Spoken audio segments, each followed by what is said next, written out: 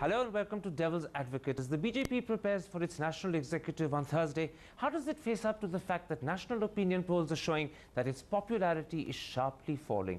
That's the key question I shall put today to the party's General Secretary and national spokesperson, Arun Jaitley. Mr. Jaitley, two national opinion polls within a space of 2 weeks showing that even 27 months after the national elections, at a time when you should be benefiting from the anti-incumbency of the government, the Congress is in fact soaring in the polls, the BJP is sharply falling. Do you concede that you have a problem? Well, I am one of those who never rubbishes the polls. The polls may not be accurate. The polls, at a time when there is no election in the offing, may not give you an accurate trend, but the polls are always indicative. And both the polls which I have seen have broadly indicated that there is a 4, 5, 6% voting difference between the UPA and the NDA, with the NDA trailing behind. But I have broadly two reactions to these polls. The first, of course, I concede that there is a gap, and a gap is in favor of the UPA. At the same time, there's an interesting paradox that the polls present. When individual questions are asked about issues and whether they have a comfort level or satisfaction with regard to the performance of the government, barring an issue of handling of foreign policy, where normally the government of the day gets the benefit of doubt, on every other issue, people are completely dissatisfied with the government. Only if you go by the CNN IBN poll, but if you turn, in fact, to the India Today poll, it shows that, in fact, today more people think that Congress is better able to handle the problems of the country, it's more concerned about poverty, and it's more secure in terms of giving a stable government. In other words, on all those three critical issues, people have lost faith in the BJP as a party of governance. Let me respond to all these 2-3 issues that you raise. One, let's see the handling of the economy. The handling of the economy has been disastrous. The government is caught in contradictions between the left and the UPA policies. No new policy initiatives are coming. The economy is on a roll at times with an 8% growth rate, essentially because it's entrepreneur driven. Two, let's see the handling of the security situation. If not collapsing, it's crumbling. Let us see the ability to take decisions and enforce them. It's a disastrous situation. Granted, but you're not benefiting from these problems. This is the real thing. Let me just finish this. If, despite the problems that you're accurately pointing out, CNN IBN says that if a poll were to be held today, Congress would increase its tally by almost 100 seats. The BJP would go down to 82, your worst performance in 17 years. Well, let me tell you, I don't go by these figures, but let's keep the controversy of the figures apart, whether it's how much plus minus it is.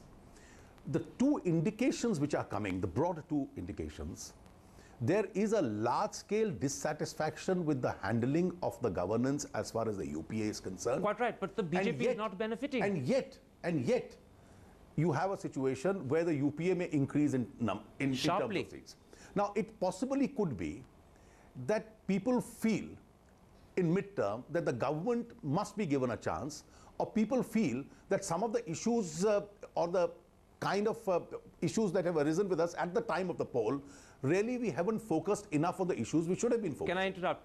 Actually, the political logic in most countries is the other way around. Midterm is when a government is at its lowest point in terms of its popularity, perhaps even its credibility. Midterm is when an opposition actually begins not just to challenge, but to surge ahead in the polls. Psephology is a strange paradox. No, not psephology. In any country in the world. Psephology is a strange paradox. In 2003, and right till January 2004, all polls indicated an NDA landslide.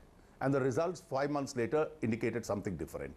Therefore, when the polls are held, people start focusing on the issues, they look for actual results. You can't have a result where inflation is sky high, prices of essential commodities are going up, the security apparatus is crumbling, and people will be happy with the government. But this is exactly the odd scenario that creates the problem for you. The government faces all the critical problems you mentioned, and no one denies it. But rather than the BJP benefiting from it, rather than the BJP showing that suddenly it's positioning itself as a party for the future of this country at the next elections, you are being smashed in the polls, and the government, despite its problems, is soaring. We have to learn the lesson from this poll. And I am, as a BJP member and an activist, I have no hesitation in admitting that the lesson for us from this poll is people are dissatisfied with the government, why should they not be leaning towards us? And in case they are to What's the answer to that question? Yeah, therefore, in case they are to lean towards us, we as the opposition have a primary responsibility, one, of focusing on the issues on which people are dissatisfied. Therefore, our intensity on the mismanagement of the economy, the farmers' issue, the price rise issue, the security scenario, the weak leadership of the UPA, the contradictions within the UPA, we have to highlight that as an effective opposition. But you're not. Rather than every third day allow some irrelevant controversy within us to surface, which diverts popular opinion from the UPA failure. And you accept, don't you, by that answer, that rather than concentrate on the problems of the government and actually expose them, you have fallen into the trap of allowing irrelevant controversies to sidetrack and distract you? No. Some of the issues which we have raised... You just said it. Yes, yes. Some of the issues which we have raised are very vital. But when we have somebody giving a dissident noise within the party, we had this problem in 2004, 2005, we've tried to correct that discipline. Now, today we have to really concentrate on all the issues on which the polls have indicated that there is a UPA failure. And if we concentrate on that... And where you're not concentrating at the moment. Well, I won't say we are not concentrating. I would not say that we are not concentrating. You're not concentrating effectively enough. No.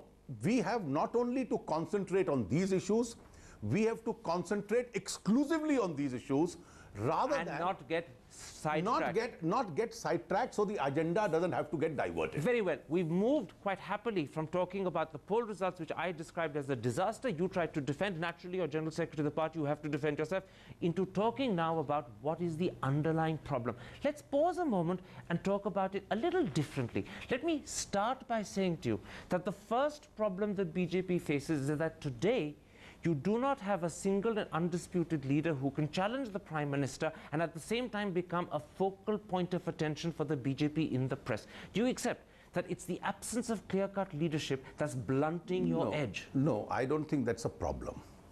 I don't think that's a problem. And to answer that question, you'll have to allow me some time to explain to you why BJP would be a little different from the other political parties in the country which are emerging. Most political parties, and I won't go into details, barring the left, are essentially either family-driven or personality-driven, and some of them have a caste support base. Their succession lines are on basis of families. Most political parties in this country. The BJP, on the other hand, is a more structured political party. But you still don't have a succession line, and that's the problem. No, the BJP is going through a process. We've had two senior leaders, Mr. Vajpayee and Mr. Advani, who will not leave and are clinging on to the detriment of succession. Let's not get into the abstract issue of who will lead, who will not lead. And That's today critical. we have a situation where a generational change has been encouraged by these two in the party. But it's not happening. That's the problem. It's current. At one layer it has happened. And I'll tell you the layer where it has happened. Most of our chief ministers are either in their mid-50s or early 50s. But none of your national leaders at the top have actually succeeded at that age. Our chief ministers are also our important national leaders. Most of our party functionaries, amongst our president, our general secretaries, and other senior leaders are in the same age group. So, on the contrary, instead of allowing a family member to come up as other political parties have, what these two have consciously done is to have encouraged a whole galaxy of a second-generation leadership. And let me tell you, can I interrupt politics... you there? I gave you a long time to answer the question because it's only fair, since I was accusing the party of not having an effective leader, that you should answer it effectively. Let me now point out the real problem.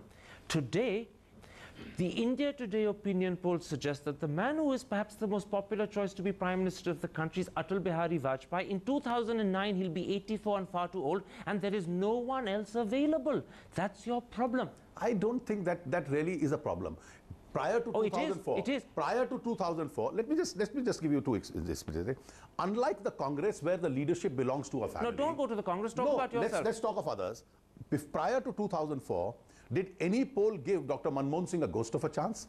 Prior to 1996, did any poll give Mr. Gujaral or Mr. Deve Gowda a ghost of a chance? Mr. L.K. Advani, who has been Home Minister, who's been Deputy Prime Minister, comes in a given 1.9% of the country, according to CNN IBN, believe he'll make a sitting Prime Minister. He's lower than Mayawati, he's lower than Mulayam Singh, he's lower than Rahul Gandhi. In 2004, if you had sought a poll, perhaps the present Prime Minister would have got a 0.9 rating. But that doesn't really answer the question. But the present Prime Minister wasn't in that moment of time considered a successor. L.K. Advani is your only possibility of successor. In a structured political party, going through a generational change, where the senior leaders are consciously encouraging a new generation. They are not. That's the problem. If they were, the whole situation would be different. The problem is not with the BJP. The problem is with a particular mindset in this case, where people expect one person, perhaps on basis of a family succession, he'll be the clear successor. We know who Mrs. Sonia Gandhi's successor will be. No, you're deflecting the issue. Let's not talk about Congress. We know in various political parties across the country who successors would be. Jaitley, most of them would be from families. You're a very effective lawyer and a brilliant national spokesperson who's deftly avoiding my question. Let me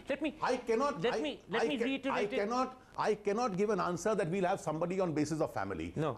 All I can say is our leadership, a galaxy of it is emerging, and one of them will be the first amongst equals. One of them inevitably and eventually through sheer default will have to emerge as a leader, or the party will fall away. But let me point out the problem. In a structured party, it doesn't happen by default. Let me finish. It happens by conscious choice. It's not happening by choice at the moment. That's the problem. Let me tell you the real problem. Any party of governance that's lost an election can only bounce back at the next polls if it can throw up a leader who captures the imagination of the country who has the capacity to reform and change the party. Tony Blair did it, Margaret Thatcher did it, David Cameron is trying to do it in Britain today. No one in the BJP is in that position today. That's the critical problem of leadership you face. I don't think it would be a fair comparison between the two countries to make. You have a huge federal polity. You have the third, fourth and the eighth party in this country which have an effective balancer's role in deciding who comes to power. You have structured political parties which need not be. I'm talking about the leadership of a single party. You are governed by a mindset which thinks that the party will be entirely leader-driven. A party can be organizational driven, a party can have a galaxy of leadership, one of them will become. After all, when Mr. Blair became the leader. And there's another alternative. A party can survive without an effective leader, gently but steadily sink in the polls, and that's the problem. Let's take a break. I want to come back and address the second set of issues you raised. Is your real problem not just the absence of a clear, effective leader, but also the fact that you failed to embarrass the government despite the juicy opportunities that came your way. We'll be back in a moment's time. Don't go away.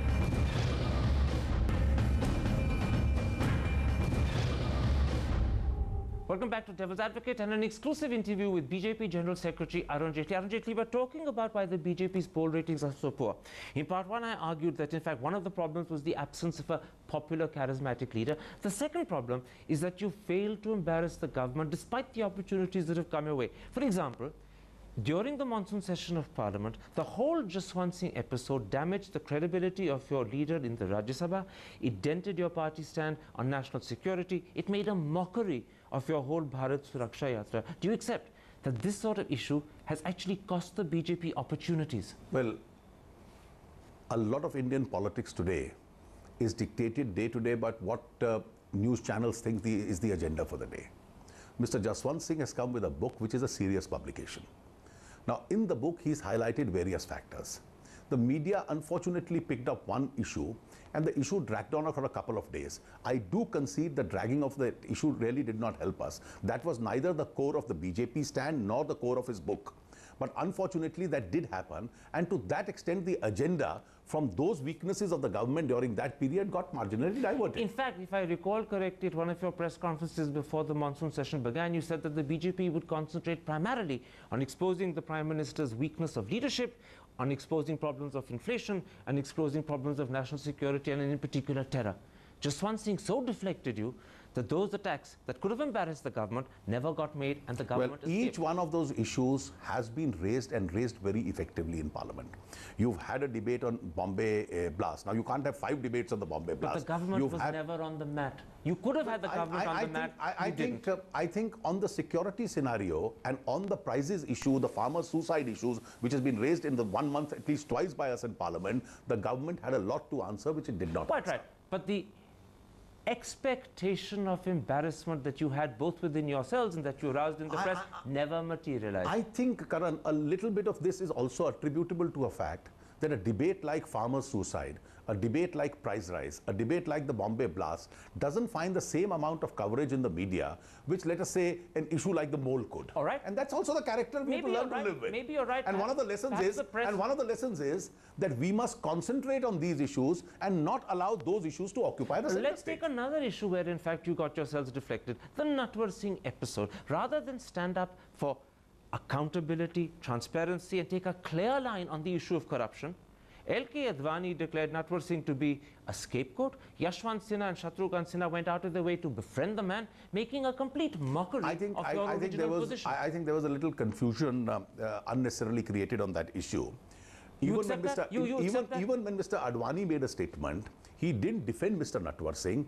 He said that the Congress part of it should have been investigated. It's only in that context that he used that expression. When you call a man a scapegoat, you are finding a form of defense. Thereafter, the party's position was clarified after a complete discussion when I addressed the media, and I categorically said that this is half an inquiry and half a cover-up. Well, and that was clearly the BJP stand. Let me quote to you from your own letter of the 3rd of November to the Prime Minister. Your defense of an errant colleague has tarnished the quality of our democracy. Shri Natwar Singh today stands tainted and compromised. His credentials will always be suspect. How come Yashwant Sinha, Shatrughan Sinha, and even L.K. Advani forgot that? Not on the Volcker issue. I am afraid on the Volcker issue that continues to remain the stand of the BJP. Because Mr. Yashwant Sinha, on behalf of the party, was handling the nuclear issue, and therefore he was speaking to people who could support the BJP stand on the nuclear issue. You know what you said to the Prime Minister? I appeal to you to rise above petty party political interests. Arguably, the Prime Minister did. Yashwant Sinha, Shatrughan Sinha reduced this to an issue of simple point scoring. Admittedly, the Prime Minister did not. The Prime Minister continued him in the government. The Prime Minister has still not allowed a proper criminal investigation to find out the movement of the monies as far as Volcker is concerned. From the day the Pathak report came out, Yashwant Sinha, Shatrughan Sinha, and possibly L.K. Advani. They reduced an issue of corruption to a matter of scoring The points. Volcker issue was raised by the BJP. I, in particular, had raised it, and our party's stand has been always clear as far as this issue is concerned. Please don't confuse this issue with Mr. Yashwant Sinha taking up the nuclear issue and seeking support from people who would support him on the nuclear issue. Let's take up the nuclear issue. You brought it up twice. You were, in fact, the architects of the original change in the relationship with Washington. You wanted a deal like this. Instead of offering constructive support, you've metamorphosed into the most strident critics. This reversal of position shows to people that the BJP is neither consistent in its beliefs, nor does it stick by it. Let's not get into responses only in the nature of sound bites. Let's look at the essence of the issue. Even though we wanted a proper deal with the United States, our deal envisaged A, India's independent foreign policy not to be compromised with, B, India's options and choices not to be restricted. And when in the final document, as also in the discussions which have been going on in the United States, our party felt this was being done, Mr. Yashwant Sinha and Mr. Arun Jaitley in the parliament very effectively raised this issue. Effectively? Let me tell you where you ended up today. By raising an issue of opposition for opposition's sake, you are in the company of the Samajwadi Party and the Communists, both of whom have a visceral hatred of the United States because of its stand on terror and its commitment to a free market. Issues where you side with Washington. I think we disagree as far as the left and the Samajwadi Party is concerned on their attitude as far as the issues may be concerned. You made common cause. No. Our approach has been guided essentially by India's nationalist considerations. Theirs may have been guided by the traditional... Yashwant Sinha looked as if he was a puppet for, in fact, Amar Singh or Sitaram Yechuri. That was the extent to which the BJP's image was affected. Those who heard Mr. Yashwant Sinha and Mr. Arun Jaitley's speeches in Parliament will not share the perception that you are making. Finally, today, again, simply to score points at the cost of the government, you mandated that all schools in BJP-ruled states have to sing in a compulsory fashion Vande Mataram on the 7th of September, completely forgetting that in 1998, when Kalyan Singh tried to do the same thing, L.K. Advani and Atal Bihari Vajpayee disagreed with the decision. The decision was revoked, and Ravindra Shukla, the education minister responsible, was sacked. Let's be very clear as to what the background of the issue is. Today, it is the UPA government which first decided that 7th September would be the centenary of the issue. I don't have time for the background. I'm simply asking you, why are you reversing your position? We are not reversing our position. We are opposed to any form of disrespect to a symbol of India's national honor. But this is the interesting thing. Even on the issue of what you actually are standing for, your own individuals are contradicting each other. Well, I think Can I finish? Purushottam Rupala says that it won't be compulsory in madrasas. So does VK Malhotra, but Ghanshyam Tiwari says it will be. Well, I think Rajnath Singh says the singing is compulsory. LK Advani says he's only concerned about no disrespect. I think hair splitting is not what is required. This is a hair splitting. Hair splitting is not what is required. The broad issue is that the BJP will not accept any disrespect to a symbol of national honor. The others are willing to come under pressure from certain fundamentalist groups. Let me put it like this. On all the 4 issues that I've discussed with you, Jaswant Singh, Natwar Singh, Vande Mataram and the nuclear deal, you sought to embarrass the government. You've ended up embarrassing yourself. That's why you're sinking in the polls. I think on all the issues, whether it is our stand on Volker or it's our stand on the nuclear deal or it's our stand on the Vande Mataram, a very large section of national opinion is going to support us. Well, so you hope, but the polls suggest otherwise. Mr. Jaitley, a pleasure talking to you. Thank you.